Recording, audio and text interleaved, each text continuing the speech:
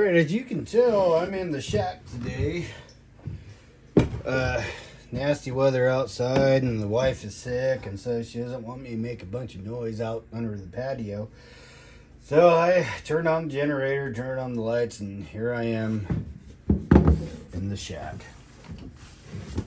And as you can tell by the title, we're going to talk about the buck. The BK, not the buck. I talk a lot about buck knives, but this is going to be a K-Bar BK-18 harpoon knife.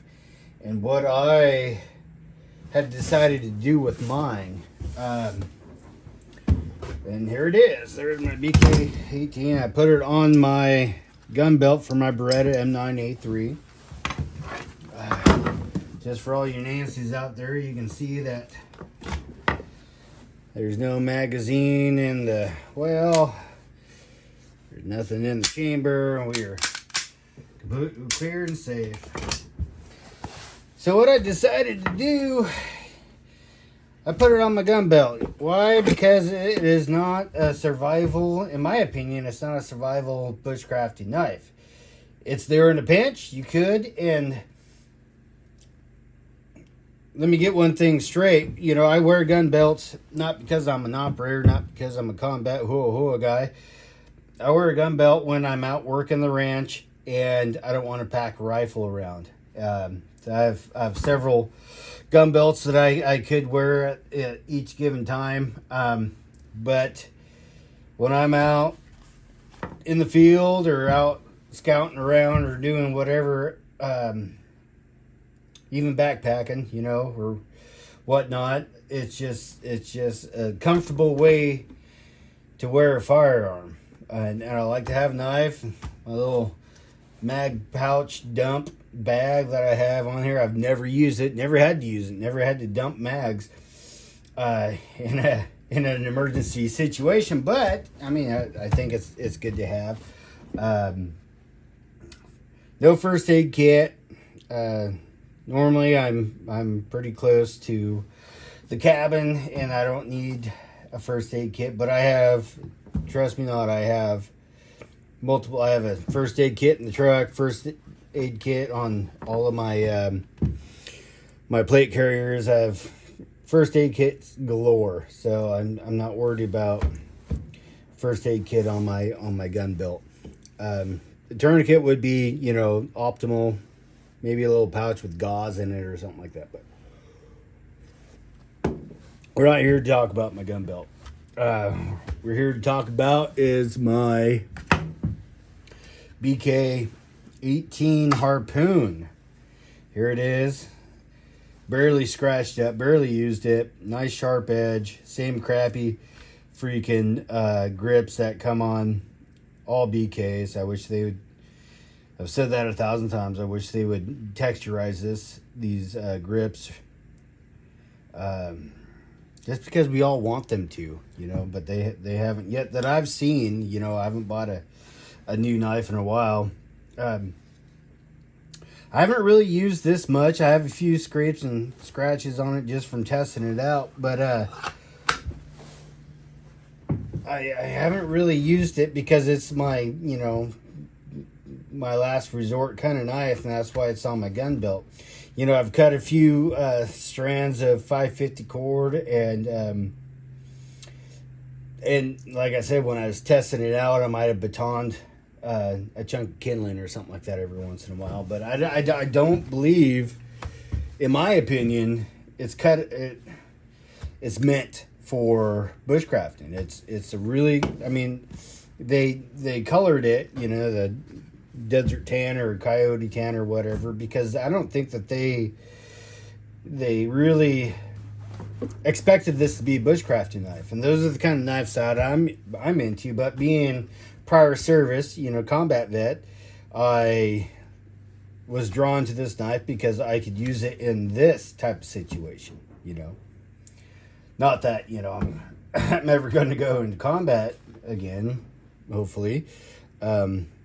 But, you know, it works out really good for this type of situation. I really like, you know, I'm a big fan of a friction sheath, molded plastic sheath. I mean, the worst thing it'll do is dry rot and crack. But where I live, I'm not too worried about that. I like that, you know, you can tie it to whatever you want. It would be really cool if they made an adapter to make it MOLLE accessible outside of just tying it with some 550 cord. And that's how I have it. It does come with a fabric belt loop, but because this is how I intend to use it, I took it off and just tied it to my gun belt. It comes plenty sharp to do whatever you need to. Nice tip on it. You know, it's, you know, you could use the stab whatever you want to stab with it. It'll go in nice and it'll stay clean and rust resistance because of the coating that's on it. So you're not going to use it to start a fire with a ferro rod because of that coating, obviously. But you can definitely whittle your wood away to get all the material for your fire. There's not a whole lot I can say about this. Is that it's to me more of a combat knife than a bushcraft knife, and I think that's what they intended for it. They're filling a niche for soldiers, sailors, and airmen that don't get issued a good combat knife. And I didn't say Marines because they get their K-bars issued to them, and they have their own knives. And those, you know, combat arm units in the Army may get bayonets or knives issued to them. I don't know. I was never a combat arm unit. But I think this fills that niche for that soldier that's going overseas, that wants to stay in somewhat, you know, regulation as far as I don't even think it's that. I think it just fills that niche for those that don't get issued decent combat knives. You know, when I served, I didn't, you know, I was an 88 Mike. I was a machine gunner for 88 Mike company, and we were issued, besides our, you know, our machine guns, we were issued just our primary arm, which mine was a saw, but we didn't get pistols, we didn't get bayonets or anything like that. So, and I did. I had a knife that I strapped to my my chest rig, and this is one of them. You know, I had several, but this is my K-bar that I strapped to my my SAFI plates. I also had pocket knives and all that other good stuff. But if, you know, I wouldn't think for a second to not have this knife. It's a really, really sweet knife, nice and sharp. That K-bar came nice and sharp too. I stabbed myself in the palm with it a couple weeks back, and yeah, it took about 2 weeks for it to heal.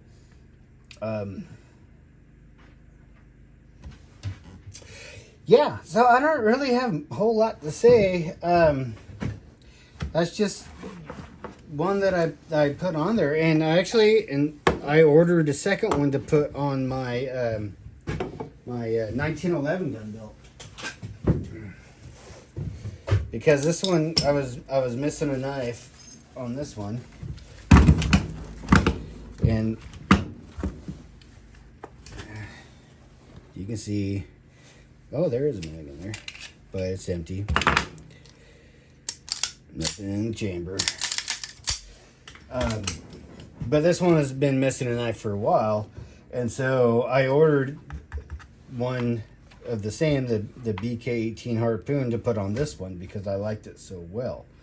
I don't have a dump mag on this thing, but I or a mag dump, I should say. But yeah, so that's something I'm looking forward to is putting one on here. Now, on my Glock gun belt, I have a Glock 19X that I have the BK-18 on here, which has a nice good point. Very, very sharp. It's damn near so close. I mean, so close to being the same. It's just a quarter of an inch shorter. Same thickness in the tang. I really like this knife because it just comes just a little bit sharper than the 18, which is funny because you think they'd all have the same standards. But same, identical, same sheath. But it's my Glock pistol belt.